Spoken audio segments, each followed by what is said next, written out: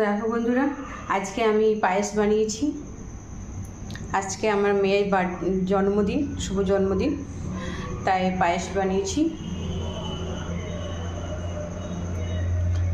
খুব বাদাম দিয়ে বানিয়েছি।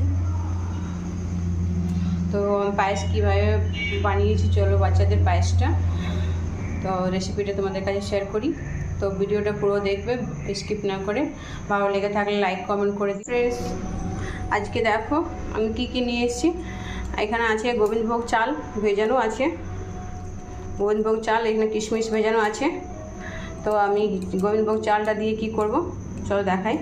এখানে দেখো দুধ দিয়ে দিয়েছি গরম করার জন্য, 1 কিলো দুধ আছে এখানে। তো সব থেকে প্রথমে পুচকি কিচেন থেকে তোমাদের সকলকে জানাই স্বাগত। Welcome to Puchki kitchen. Puchki কিচেনে আজকে পায়েসটা আমি কিভাবে বানাচ্ছি ওটাই শেয়ার করছি। তো দুধটা গরম হতে দিয়েছি আমি। পায়েসে দেওয়ার জন্য এখানে আমি আখরোট নিয়েছি। আখরোটটাকে একটু ছোটো ছোটো করে দানা দানা করে ভেঙে নেব।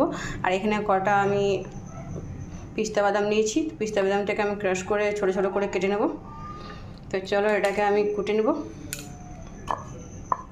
তো দেখো এখানে দুধে অনেকটা জাল হয়ে এসছে, দুধটা গরম হয়ে গেছে। এবার চালটা দিয়ে দেবো।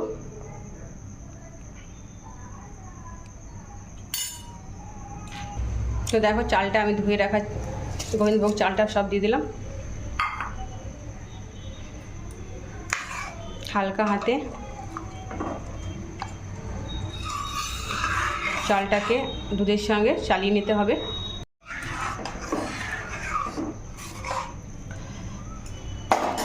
দেখো আমি দুধের মধ্যে আমি আখরোট আর কিশমিশ দিয়ে দিচ্ছি।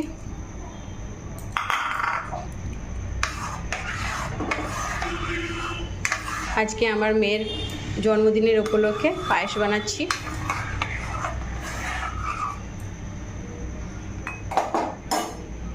দেখো পিস্তা বাদামটা আমি ছোটো ছোটো করে টুকরো করে নিয়েছি। আর এখানে দেখো দুটো এলাচ নিয়েছি, ছোটো ছোটো এলাচটাকে ছেঁচে দিয়েছি। এবার পায়েসের মধ্যে দিয়ে দেবো।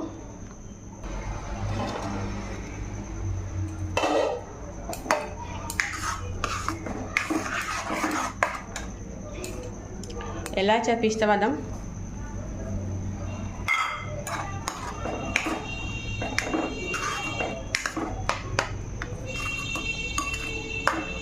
এবার কম আঁচ করে আস্তে আস্তে সেদ্ধ হতে দেবো।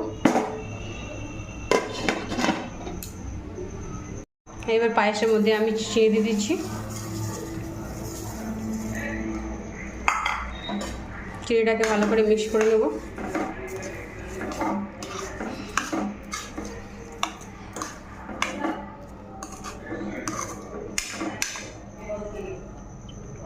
অনেক বাদামে ভর্তি করে দিয়েছি পায়েসটা আমি আজকে।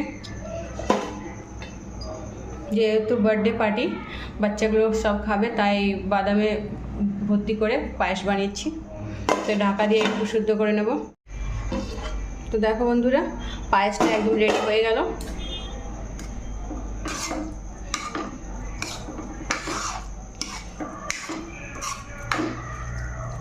ওভেনটা আমি বন্ধ করে দিয়েছি। চলো নামিয়ে নেব।